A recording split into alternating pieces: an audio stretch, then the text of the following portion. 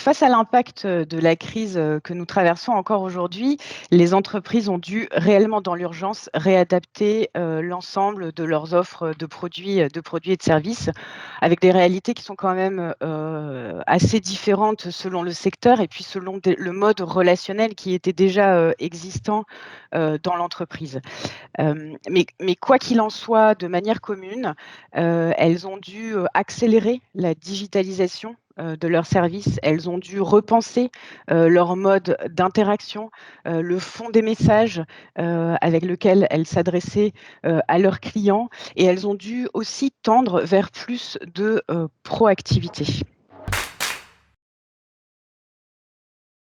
En première intention, il faut être complètement honnête, on a vu des dispositifs d'écoute de la voix du client s'arrêter, être débranchés face à l'urgence de la situation, comme un espèce d'arrêt sur image finalement. Mais l'objectif a été très vite pour la plupart de nos clients de reprendre ces mesures assez rapidement, parce qu'il fallait évaluer les nouvelles attentes, les nouveaux besoins et faire un bilan assez rapidement sur là où en étaient les perceptions des clients.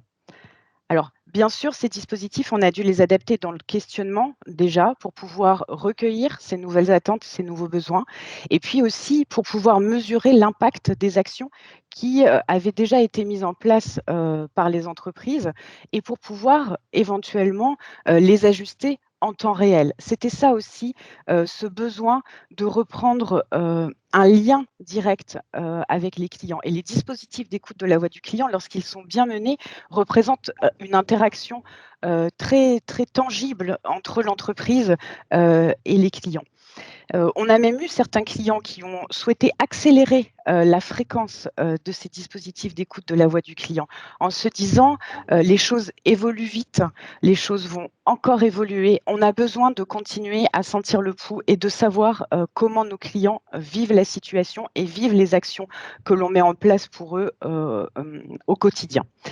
Euh, un autre point qu'on a vu évoluer, c'est un besoin de benchmark, un besoin beaucoup plus prononcé d'études de référence, avec la question sous-jacente qui était qu'est-ce qu'il se passe ailleurs? Qu'est-ce qui se passe ailleurs en dehors de mon organisation?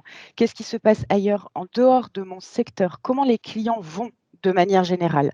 Parce qu'il faut adapter, nous aussi, ce qui se passe chez nous en regard de ce qui se passe ailleurs.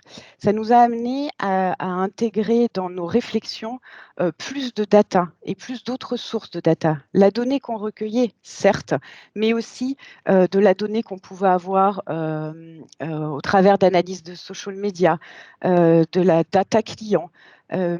Tout ça, ça nous a aussi amené à avoir des analyses de Customer Analytics un peu plus poussées. Il a fallu revoir la segmentation des clients. Les clients ont changé, leur profil a évolué en regard de ce contexte. Et puis aussi une réalité qui était remettre à plat les drivers de la satisfaction ou de la recommandation qui sont, selon l'indicateur clé qui est suivi dans l'entreprise, bien sûr, mais qui sont la plupart du temps modifiés en cette période atypique. Dernier point, un peu plus spécifique et propre aux cibles professionnelles. On avait déjà noté au cours des 3 dernières années une véritable accélération de la digitalisation des dispositifs d'écoute de la voix du client. Mais ça s'est accéléré pour des raisons pratiques. Les entreprises et les professionnels étaient moins joignables parce qu'en télétravail, parce que transfert téléphonique non établi, et puis aussi parce que la réalité a fait que ces entreprises et ces professionnels étaient eux-mêmes à la manette de la gestion de la crise. Ce que nous pensons, c'est que le pilotage en continu va rester un besoin avec des dispositifs qui vont devoir être peut-être plus modulaires, avec une capacité d'adapter les dispositifs selon la réalité du moment. Ça, on pense que ça va perdurer. Globalement, il y aura peu de retour en arrière. Il y aura toujours le pilotage en continu, il y aura toujours la digitalisation des dispositifs et probablement aussi un besoin d'accéder à la donnée le plus rapidement possible possible avec, des dashboards, CX interactifs, avec des podcasts, avec des vidéos, un retour plus direct, sur les niveaux de satisfaction et la perception des clients sera probablement, une des conséquences qui perdurera.